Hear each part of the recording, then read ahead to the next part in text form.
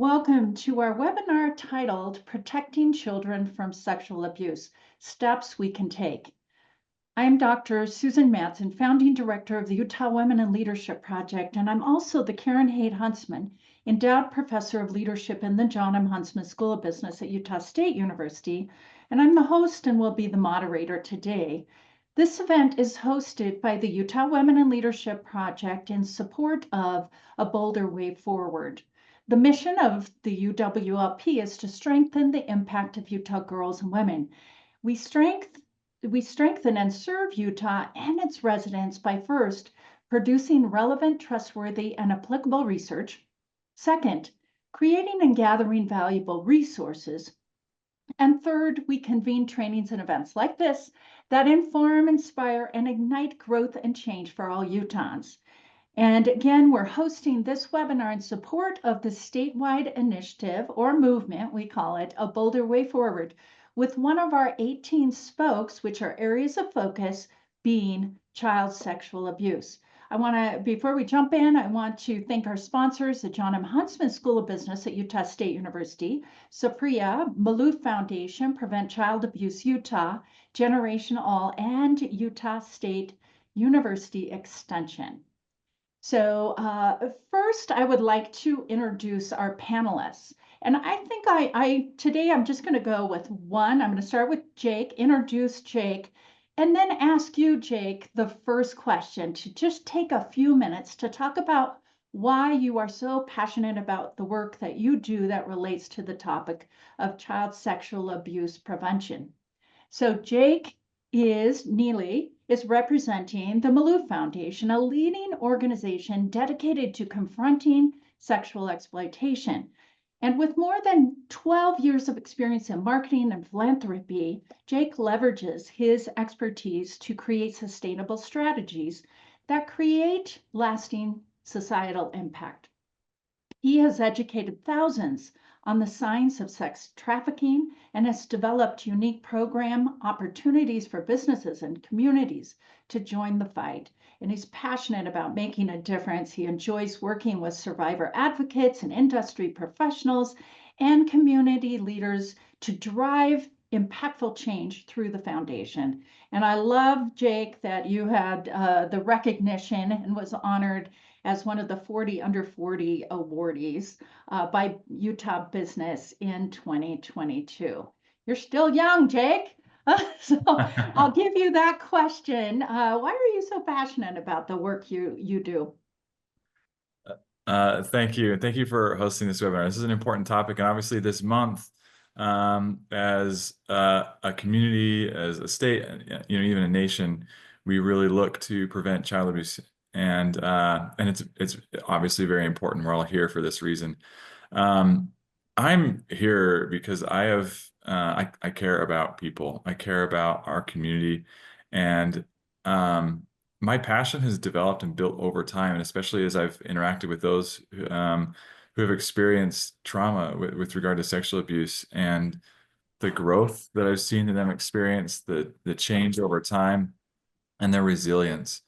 I think my work on the prevention side has been fueled again by seeing the great impact and the passion of those who have experienced sexual abuse to help prevent it as well. I think this is an issue that is hard to think about. It's hard to swallow, and as we'll likely talk about later, and as a lot of us know, it's something that people don't want to accept, or they don't necessarily realize that it's happening to us and our communities and the impact they're in. So that also fuels my passion, knowing that there are individuals who need a voice, who need to be heard, and also knowing the things that are ahead for people if we don't accept that this is happening and work to prevent it. Thank you so much, Jake, for joining today. Laurieann Thorpe is the executive director of the nonprofit organization Prevent Child Abuse Utah. And under her leadership, the organization has increased its impact and made families safer. Previously, Laurieann was a board member of the Utah State Board of Education and a foster parent. And she believes passionately that children deserve happy, safe childhoods. And Laurieann, can you answer that question? Why are you so passionate? Well, much of my professional and personal life has been to work to make things better for kids who find themselves in foster care. And as I have done this work, again, professionally and personally, it becomes so obvious to me that the harm that is done sometimes cannot be undone. And so I really feel strongly about being in front of the damage, to trying to prevent it from ever happening to a child in the first place, because that is what we want for children, safe and happy childhoods. That prevention is it's going upstream, right? And we haven't been good about that in the state of Utah. So we'll have a discussion about that. Thank you so much for your thoughts. Chris Yadon is a thought leader, strategist, and educator committed to addressing the epidemic of child sexual abuse. His expertise centers on increasing awareness and educating the public on best practices for prevention and healing services available to survivors. Chris has often he is requested as a speaker and an expert on liberating society from child sexual abuse and its lasting impacts. And often, I should say, long time lasting impacts. Chris considers his family to be the most significant source of inspiration. He's grateful to be a father of 6 children, 3 boys, 3 girls, and he and his wife, Christy, have been married for 27 years. Chris, same question, over to you. Thanks, Dr. Madsen. It really is a privilege to be here with this group and with those that have been willing to join. The way I'd answer that question is a very, very brief story. When I was a young kid, I grew up in Orem on the edge of a cherry orchard. And it was my grandpa's cherry orchard, and I was a latchkey kid and had a very carefree life. Had freedom to roam, spent more time bare feet than with shoes on. It was kind of that idealistic type of upbringing. As I became a teenager, some things started to be disrupted in our family, and there's some challenges surfaced. But generally, I felt like I came out of it unscathed until in my adult years, I started to learn of those close to me, including family members who had experienced child sexual abuse. And I remember feeling very, very angry as I learned about these stories that these individuals had experienced this. I felt a lot of anger that those that were charged to deal with it didn't really deal with it. And I felt a lot of anger that society had decided this was a taboo topic and it had to be spoken in hushed tones and hidden. So as it goes for many of us, anger, when properly channeled, becomes activism. And that's where my passion begins, from very personal connections. I'm not a survivor myself, but have way too many people close to me that are. So those personal connections, that proximity drives my passion. And at this point, it's the individual stories of survivors that inspire me to do this work. But it's the challenge of getting it to the masses, really, from that prevention point of view, that motivates me. So that's my perspective and where I come from. Thank you. Appreciate that. And Sage, I would love to introduce you. So Sage Hancock is a passionate advocate for survivors of sexual violence, dedicated to raising awareness and looking at systemic solutions. As the co-founder and executive director of Generation All, she works to break cycles of trauma through advocacy, healing, and family support. With an MBA and over a decade in nonprofit leadership and corporate philanthropy, Sage specializes in uniting businesses and social impact. And she's currently a part of the J.R. Miller Enterprises umbrella, and she aligns corporate influence with meaningful change. Same question to you, Sage. Susan, and thanks everyone who has kind of talked about your passions so far.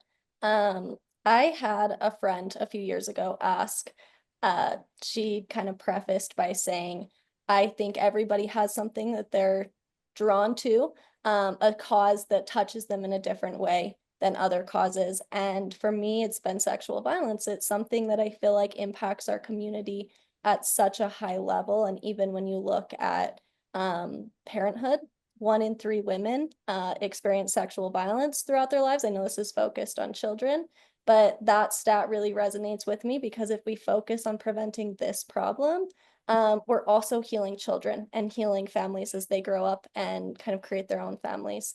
And something that I really see, and you mentioned systemic change, that's something that I am really passionate about.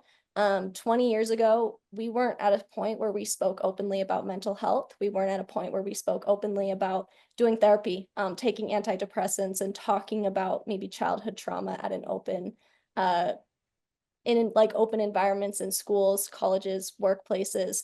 And now we are. And we're also at a point where we can talk about eating disorders. We've talked about incarceration rates, and we've talked about kind of like understanding so many of these things that I actually see a leading root cause to so many of those is child sexual abuse. And so my passion is really drawn by seeing this as something that if we prevent this, we can prevent millions of people from being impacted from these other things as well: poverty, homelessness, trafficking, that really just ties back to child sexual abuse. So that's where my passion comes from. Thank you so much to each of you for sharing your passions. And before I dive into the next question, I want to share just one slide. And this slide has some brief stats. We do have a report coming out in 2 days, just so you know, a snapshot on child sexual abuse that will go into more details nationally, but on Utah as well. And so what we know is 1 in 7 children will experience child sexual abuse here in the state of Utah. That's an estimate. 1 in 5 Utah girls will experience child sexual abuse. And every year, American taxpayers spend nearly, over, I should say, $5 billion to incarcerate people for sex crimes against children.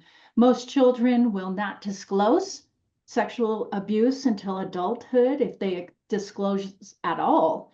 And then 90, and I've seen 91 being one of the percentages of cases, the child or their family members, they know the abuser. So to get us started, I just wanted to lay out some of those statistics. Definitely a problem here in the state of Utah, problem every place.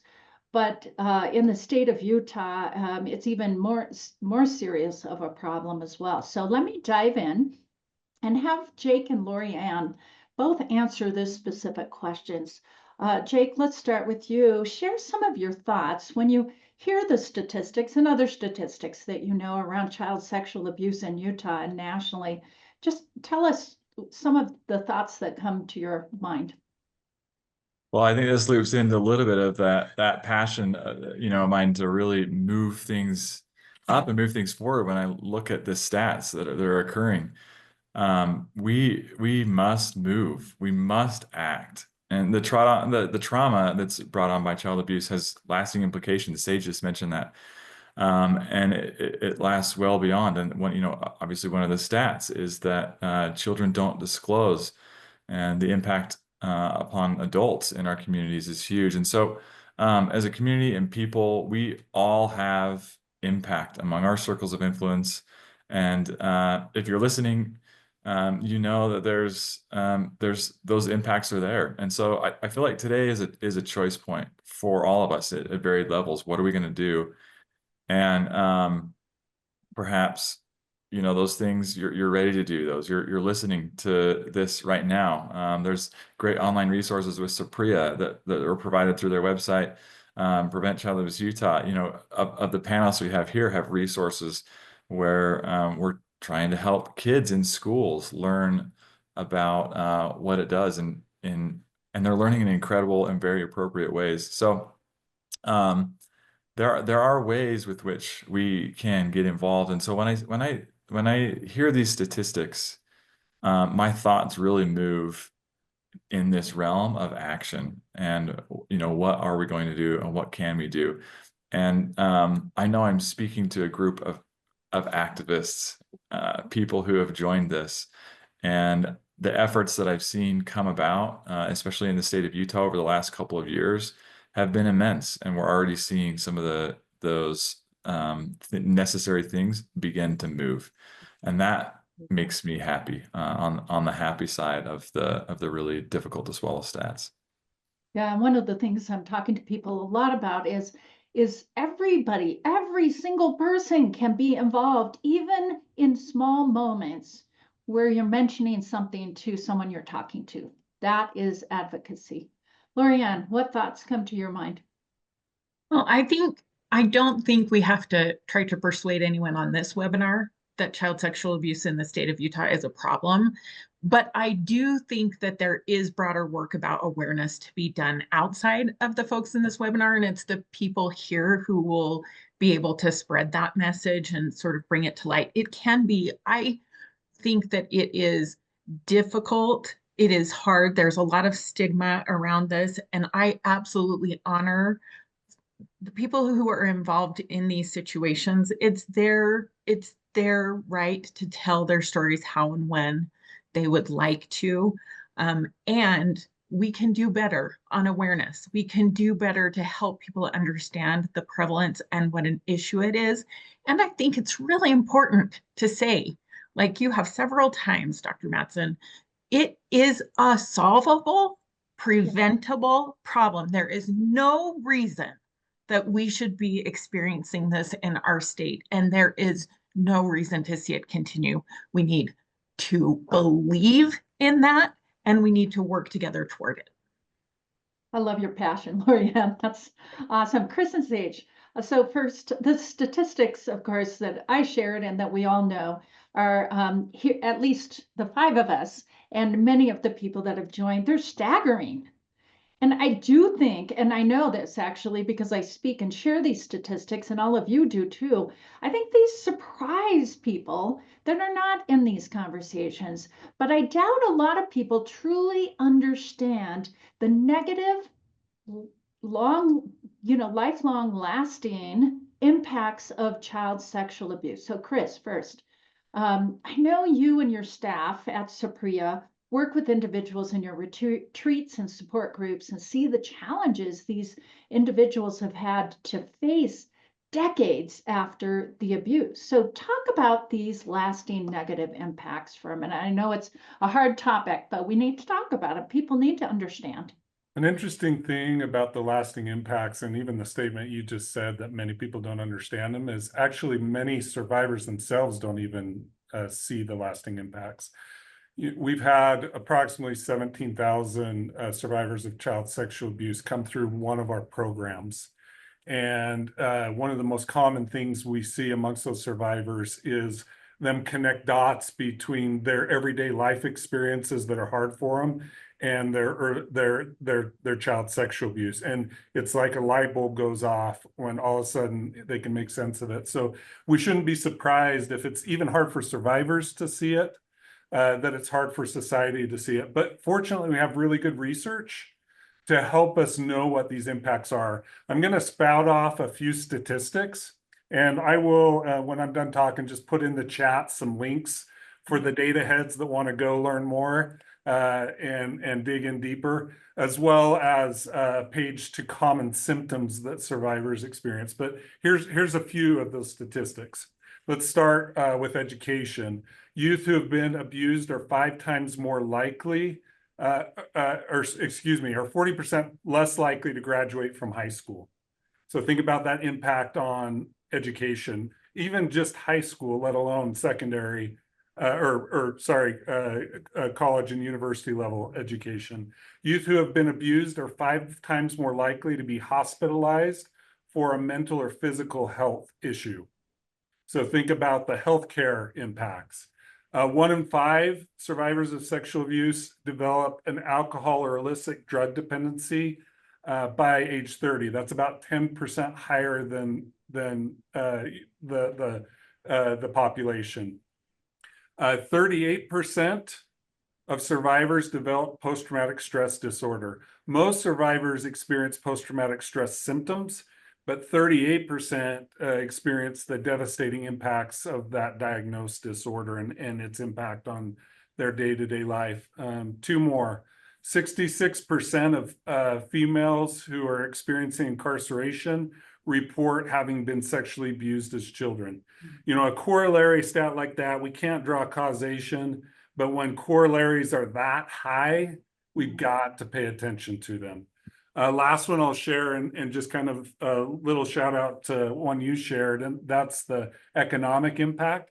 You shared the economic impact of incarcerating those who have committed crimes. When we look at the overall impact, a conservative estimate in the United States is a little over 9 billion annually. The CDC did an evaluation that said the lifetime cost to a survivor is $272,000 to deal with the impacts of their abuse. And the researchers wouldn't want me to do this, but I'm going to tell you what the math is. If you extrapolate that out to the population, that's over $16.7 billion annually. So, you know, 9.2 on the low end, 16.7 on the high end.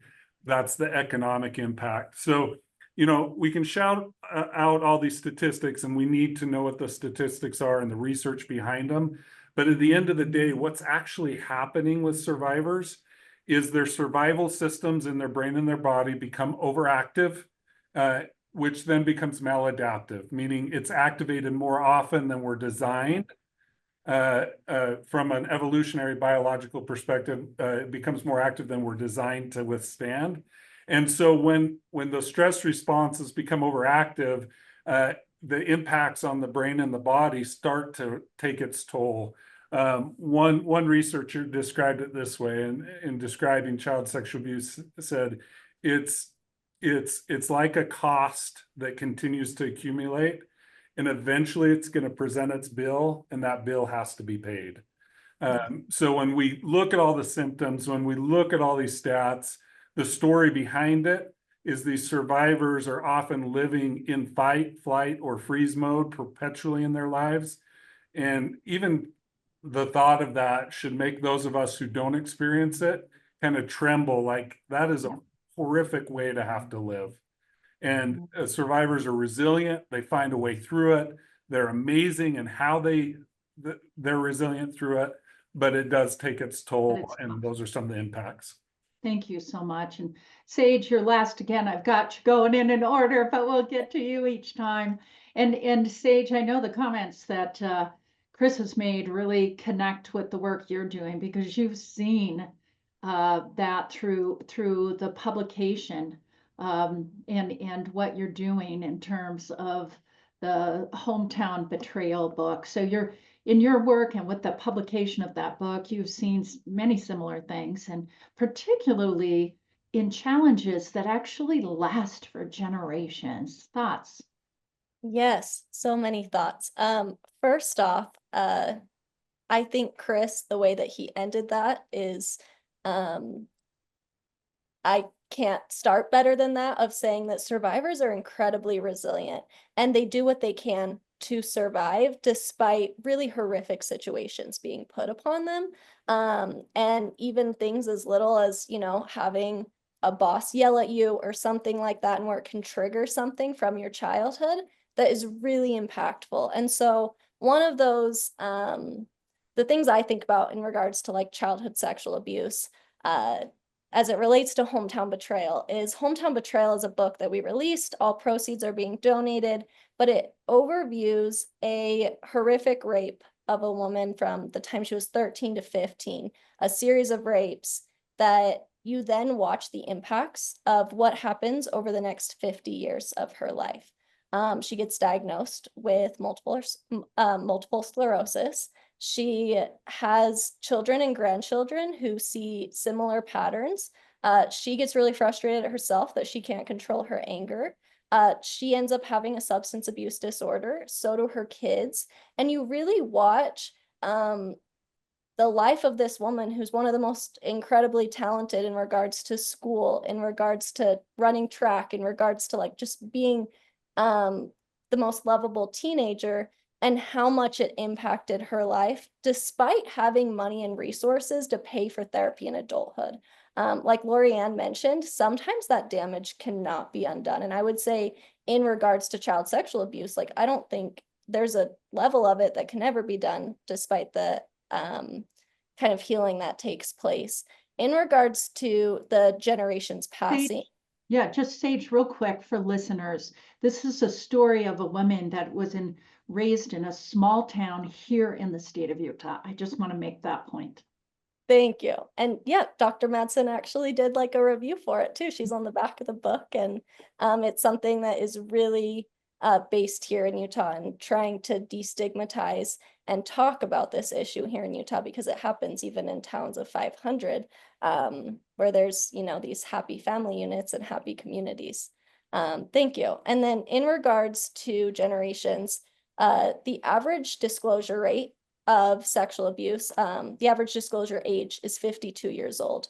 Chris, I know you and I have talked about with Supriya, I think the average person coming into a retreat is 49 or 50. Is that correct? Yeah, it's 44 for one of our services and 45 for the other. So mid-40s. Mid-40s. And what that means is that typically 2 generations have passed by the time that someone is first acknowledging their pain and then seeking out treatment.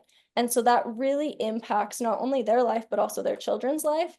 And then that ripple effect of the people who love and care about them the most, they're also experiencing mental health, substance abuse, things like that as well. And so the lasting impacts, at least from kind of our focus, it goes beyond the survivor in the way that we see those ripple effects happen throughout a generation. We also know that childhood trauma, specifically sexual abuse, is one of, I know several research studies have quoted it to be like the most devastating level of childhood trauma in regards to lasting impacts.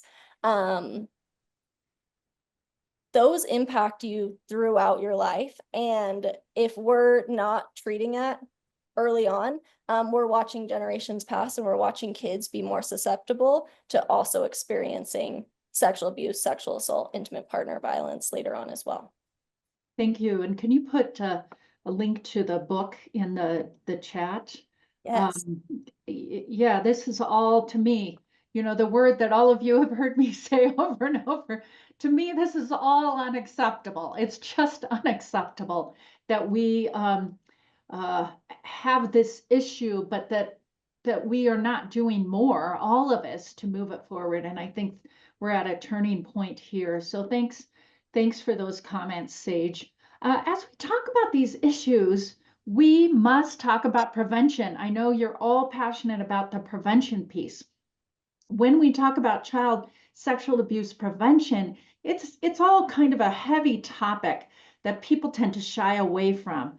So, Laurieann, let me ask you, what message do you have for people who may be uncomfortable discussing it between adults, but also with our children? Well, it's become a little bit of a mantra of mine to say it's time to get comfortable being uncomfortable. It's not supposed to be comfortable. It's awkward, right? And that's okay. It's okay to be a little bit awkward. And I mean, your kids know. If you're talking with your kids, they know, oh my gosh, not again, mom, please, not again. But it is so important to just push through that discomfort and be able to, and there are ways to safely speak about it. There are ways to talk about it that are age appropriate, and you'll be able to feel your way through. I would add some cautions maybe to avoid any shaming language. You want to make sure in a conversation from parents to children, I would say it's really important. I think the message, if they haven't experienced child sexual abuse, then I think it's important for them to really understand that the minute that they feel uncomfortable is the time to come to you, because you can't predict who might be trying to groom one of your children, right? So it's really important to just say, hey, anytime that you don't feel comfortable, just let me know. If you don't want to give a hug or a kiss, you don't have to. And you don't even have to be the one to say that. You tell me, and I will stand between you and that person, right? There's ways that you can show your children that you've got their backs in these situations. And then sometimes kids will start to try to disclose in coded language, sometimes because they don't have the vocabulary. I do urge parents to speak with kids in an anatomically correct terms, excuse me, so that they do have the vocabulary when or if the time comes that they need it. But still, sometimes they'll disclose in a way that's a little bit coded, like a friend. What would you do if a friend did this? There are ways that they'll talk about it. And it's important that in those times, they feel like you're taking them seriously, that you're listening, and that you know what to do. Something that we talk about too is just not having a big, if something is disclosed to you, not to make any promises or try to push into like asking questions that are better for authorities who are trained, but just to believe and to comfort and say, you did the right thing in telling me, and I know exactly what to do now. I'll take it from here. Those kinds of things, helping your kids to understand that you are a trusted adult and how to find and seek those trusted adults out, is really the key ground leveling for conversations with kids. Now, adults to adults, I think it's a broader discussion about what is our responsibility as a society and how are we having these conversations? What laws are we making and putting in place around prevention? What resources, financial resources, are we dedicating to these efforts, and how can we improve and increase those resources? And you have trainings of Prevent Child Abuse Utah for children, for adults, and I know Supriya does as well. So those of you that are like wanting to get in there, just know there's other resources so to help us get a little more comfortable there. Jake, I wanted to ask if you had any thoughts about prevention more broadly. I love that's the perfect segue into my thought, which is to inform yourself. And so, Dr. Madsen, you just mentioned a number of resources that exist just among the groups, the five of us. I think for anyone listening, if you just went to Utah Women in Leadership Project and looked at Boulder Way Forward's resources, there's a lot of links that land to all of our websites, plus a lot of others. And so becoming informed to me is the first step to creating a level of comfort. One of our trainings actually showed with data, 9 out of 10 people from beginning to end feel more comfortable talking about the topic after they've been informed. And so that makes sense. It does. Yeah, it does. I mean, we can think about that with a lot of other things. One of the resources that I love that's a part of our group is one that Fight the New Drug has created. It's a conversation blueprint. So in reality, you just simply go and the topic is essentially centric around discussing pornography with kids. But there are some relatable things and principles within that conversation blueprint that are applicable for the topic of child abuse prevention, but as well as other topics. And it gives perfect answers and creates comfort that I've utilized in my own life with my own kids, and I know that many others have had. So I think just talking about it, just starting, I loved what Laurieann said about acknowledging that it is hard. It is difficult and it is uncomfortable. And so leaning into that discomfort is okay. And maybe you start a conversation by just saying, I don't have the right words, or I feel nervous talking about this, but it's important enough for me to open the door to that conversation. And then I think the other last part that I'd mention with this and creating comfort is that it doesn't have to be an event. We don't have to have a grand thing where we're, in front of 20 of our friends, or we're inviting everybody over for dinner and we're saying, hey, we're going to talk about this thing. Or in a family scenario, it doesn't need to be, hey, kids, come sit down on the couch. I'm going to talk to you about something. Of course that can happen, and your people, whether they're kids or your coworkers, and can make that decision. But I think it can, and perhaps maybe the most effective way is that it's a part of regular organic conversation, and that it's natural, and it can build and grow, and then you open the door to furthering the conversation where questions can be asked. Yeah, I love that. Moments matter. I say that a lot. Just in the moments, they can transform us and just help us think differently and know more. I'm going to go in the same order. I'm going to Chris, then Sage. But Chris, I think all of you love good data. But Chris, you and I talk about data a lot. So in the fall of 2020, we did our second year of our fall study, and that revealed that more than half of respondents disagreed or were neutral that child sexual abuse is preventable. That's a lot of people who don't believe it can be stopped. So, what message do you have for people who may not believe prevention is possible? I mean, is there hope? I know there's hope, but I'm asking you. Yeah, there's a couple of key messages, and I'll also highlight another thing from that same survey that your team noted, and that is a similar amount of Utahns were either neutral or didn't believe that child sexual abuse was an issue in their immediate neighborhood. So if you have somebody that doesn't believe it's preventable, and they don't believe it happens in their immediate neighborhood anyway, what's the result? The result is indifference. Everybody thinks child sexual abuse is horrible. But if it's not proximate to me, or even if it is proximate to me and I don't believe it's preventable, I'm not likely to take action. And so that's a concern. So my first message about this is the message that prevention is about risk reduction, not risk elimination. And a lot of times people get very binary in their thinking. Like, if I can't do it all, that means I can't do anything. And in the case of child sexual abuse, reducing risk does make a huge difference on the amount of people that child sexual abuse impacts, even if we may not be able to prevent it for every single child yet. And so that'd be the first message I'd send, is we need to shift our paradigm to say, let's reduce the risk, reduce the number of people it's impacting. In the prevention world, we talk about primary, secondary, and tertiary prevention. Primary prevention, that is that upstream prevention, stopping it from happening in the first place. Let me share a really interesting data point that really shouts out Laurieann's work. So many of you know that at PCAU, they focus one of their services on educating children in schools.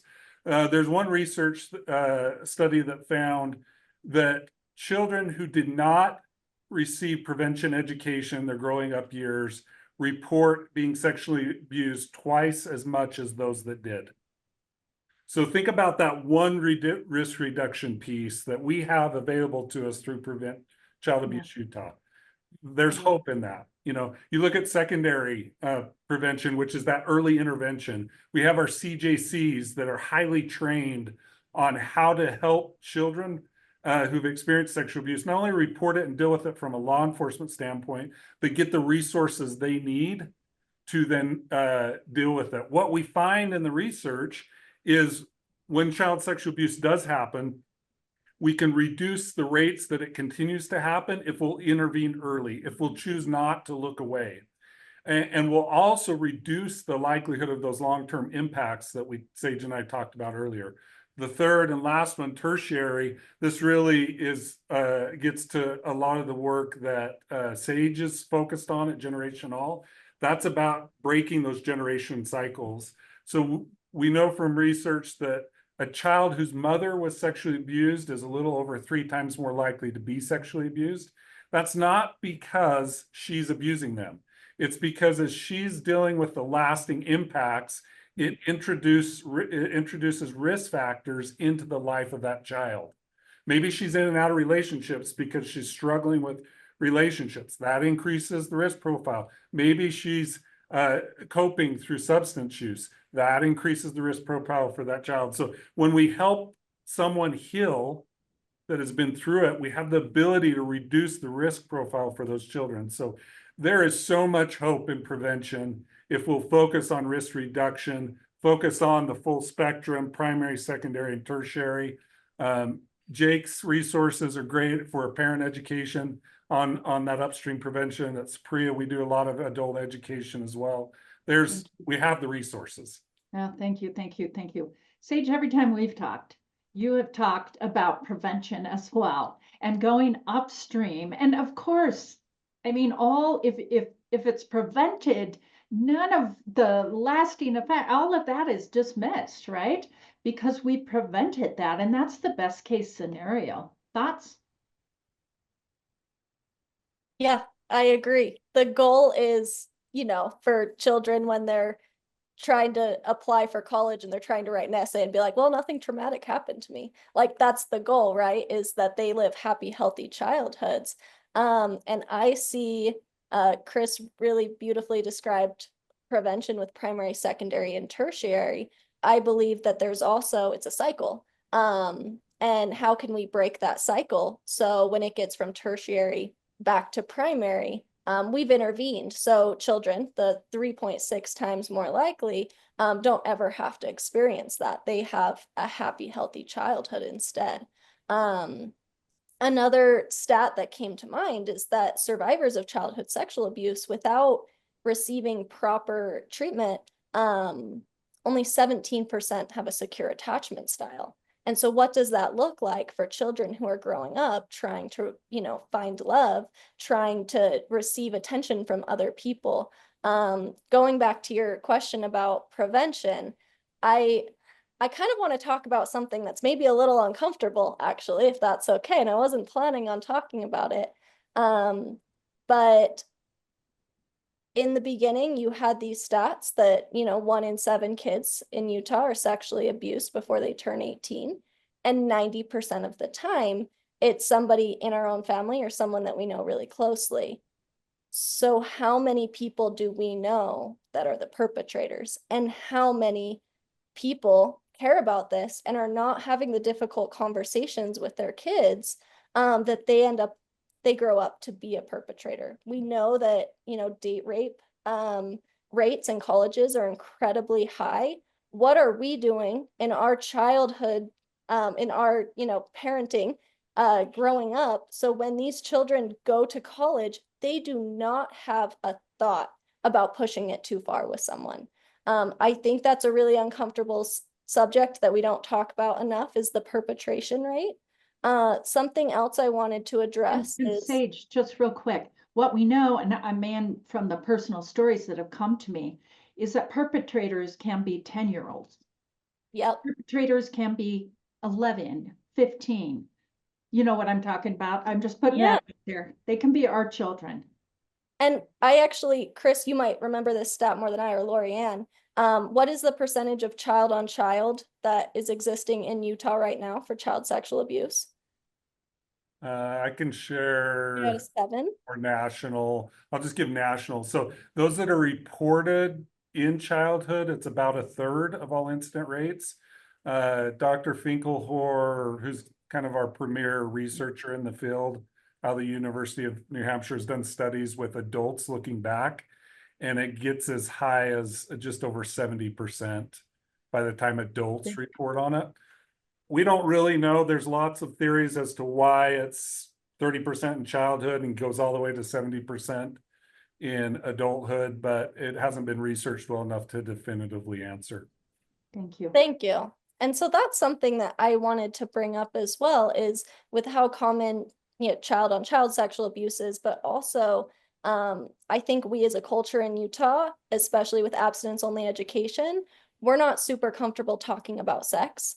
We don't really address it, especially outside of our family unit. Maybe we have a sex talk with our children and that's it. But if we're not comfortable talking about sex, how comfortable are we to talk about sexual abuse? And if we're not comfortable talking about sexual abuse, how comfortable are we supposed to be talking about the perpetration side of it, and making sure that any child kind of has the discussion on both sides of the spectrum? One last thing I wanted to bring up is we do a lot of work with Dr. Nadine Burke-Harris, who she's seen as like the renowned ACE expert, who looks at adverse childhood experiences, childhood trauma, and how much it impacts your epigenetics and your long-term mental and physical health throughout your life. And I actually put, I'm sending something in the chat right now. On page, it says ACE-associated health conditions for adults on page 8. I wanted to bring up that if you experience high levels of childhood trauma, which sexual abuse is one of the most common, your likeliness of then being of having violence victimization, so either intimate partner violence or sexual assault in adulthood, is 7.5 times higher. Additionally, your likeliness of violence perpetration, so actually committing a violent crime, is 8.1 times higher. And so I wanted to bring those stats up because I feel like it's so important that we talk about upstream prevention and even coping with childhood trauma, appropriate healing, and having the appropriate honest conversations with children, both on the victim side and the perpetrator side. I think it's important. Thank you. We're running out of time, so I'm going to give you each 30 seconds on this next one. And I want to pull over a question after that, but we've got 12 minutes till the end. I knew this was going to be kind of tough, but you've all started talking about this question already.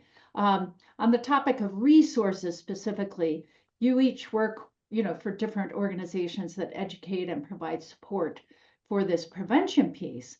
And so in 30 seconds, just tell us a little bit about the educational and training resources your organization provides, and then, how it ties in with a bolder way forward, our efforts that we're all working with. Sage, let me start with you, but just 30 seconds here. Any other resources? Yes. Be involved with our policy work. There are 2 things that we're going to do in regards to ACEs, especially around pediatrician visits, as well as mandatory first-degree felony for sexual abuse cases here in Utah.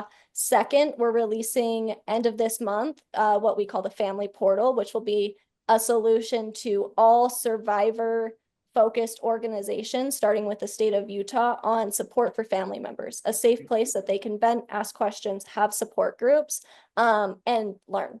And then lastly, looking at survivor resources in regards to generational impact and how to address difficult conversations with your kids, but also looking at even like complex PTSD and how it presents. And some of that work is with Sapria.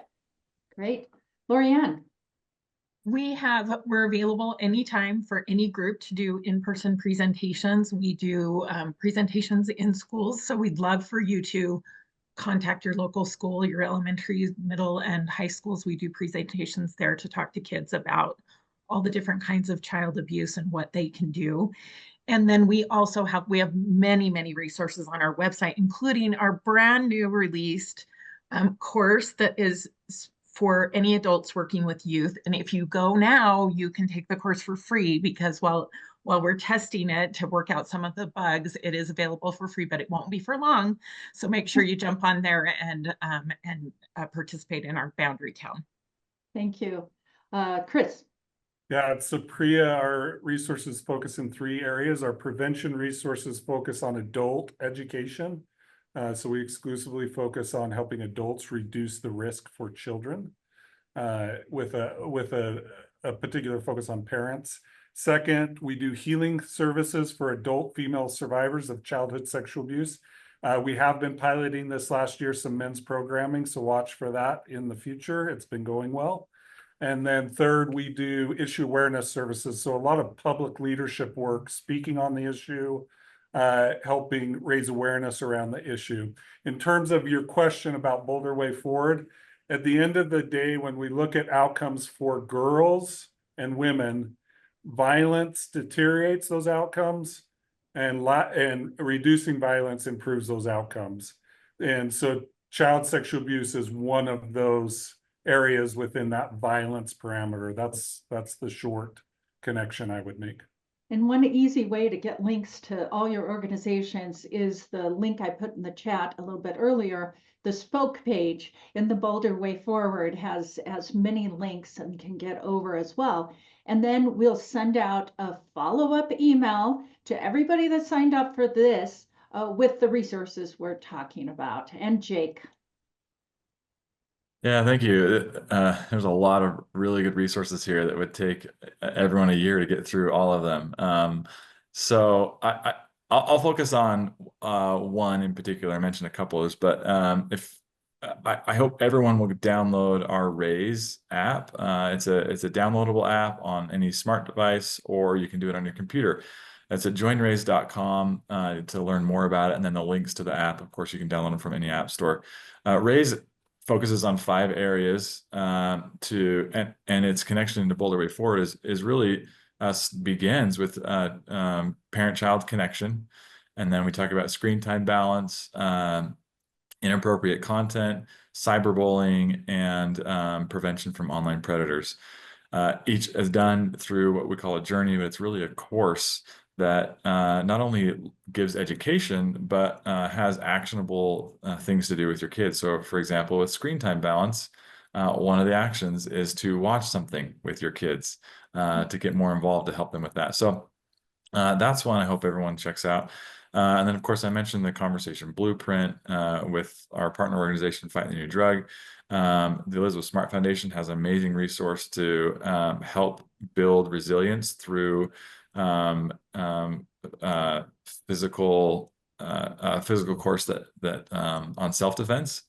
And then On Watch, which is the last resource I'll mention, that really teaches about preventing and recognizing sex trafficking in our communities. Yeah, all of them relate to each other. As you can hear from all the things we're talking about, and we have some reports and other things at the UWLP, there's a lot of resources. So if we're thinking about, I'm on my own, how do I talk to my kids?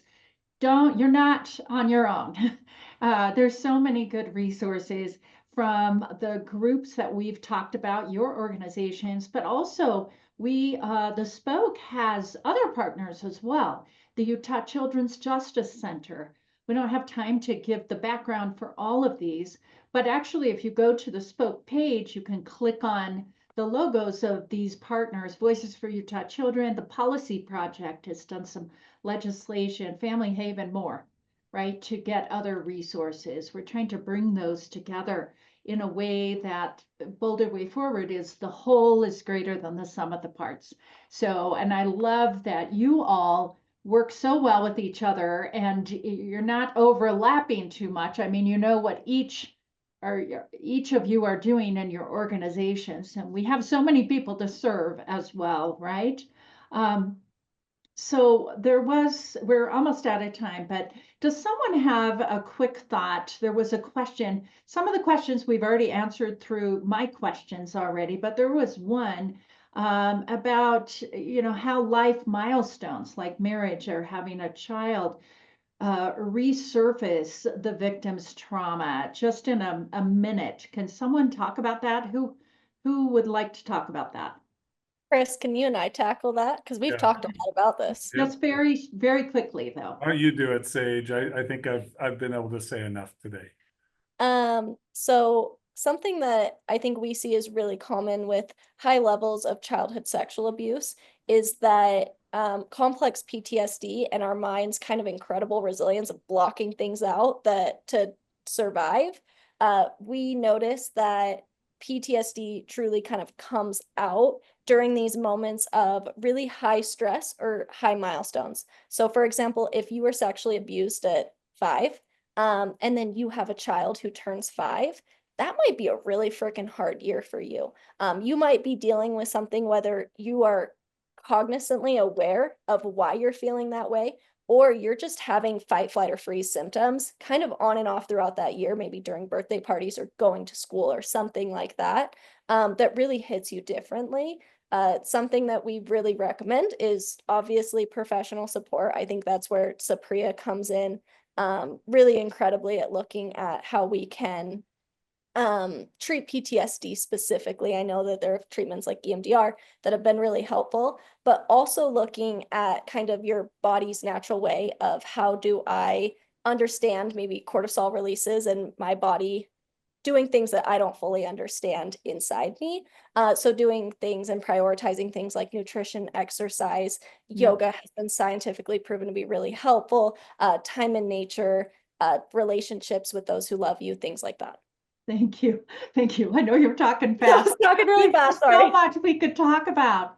And just one of the things I appreciate that all of you have mentioned. We could, like I said, go into more detail, but we'll send resources out. And then people that are joining later, you can get those resources as well. But to close, one of the reasons we have this on April 2nd is that April is National Child Abuse Prevention Month. And we'd like to welcome everybody to get involved in making a difference. To conclude, last question for each of you, very quick. Can each of you give just one simple thing that any person can do to support in April specifically, this Child Abuse Prevention Month? Lori, you're smiling the biggest. So Laurieann, I'll have you go first. One simple thing. Follow our social media, grab a pinwheel pin. Pinwheels are the sign of happy, safe childhoods. You can pick one up from our online store, donate to any of our organizations. I think those were 4 things. I know, you got 4 in.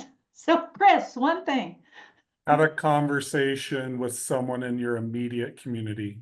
Proximity to an issue is created when we talk in our families, in our congregations, in our workplaces. That's microphones matter, announcements matter, videos matter, but change happens when we talk in our immediate community. So have a conversation about this topic with someone in your immediate community. Thank you. Sage.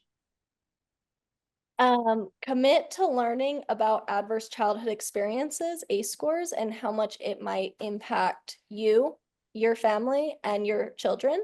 I would recommend doing that through maybe one of 2 ways. One, if you want a 15-minute version, watch Dr. Nadine Burke-Harris's 15-minute TED Talk.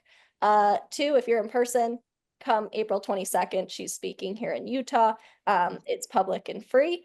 And if not, read a book about it. Either I'd put it in there, The Deepest Well or Body Keeps the Score.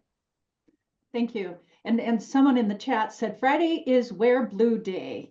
And that is on Friday. If you wear blue, it just shows you're supporting as well. Jake, I hope I didn't take that one from you on your one thing. No, I appreciate it.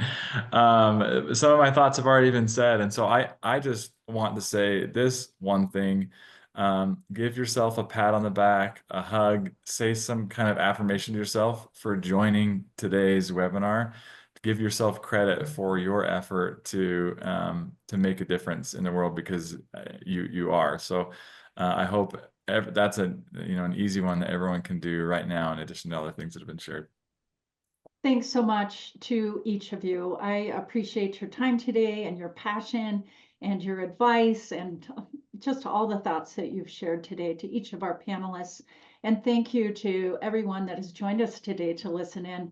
I'd like to thank our sponsors one more time: the John M. Huntsman School of Business at Utah State University, SAPRIA, Maloof Foundation, Prevent Child Abuse Utah, Generation All, and Utah State University Extension.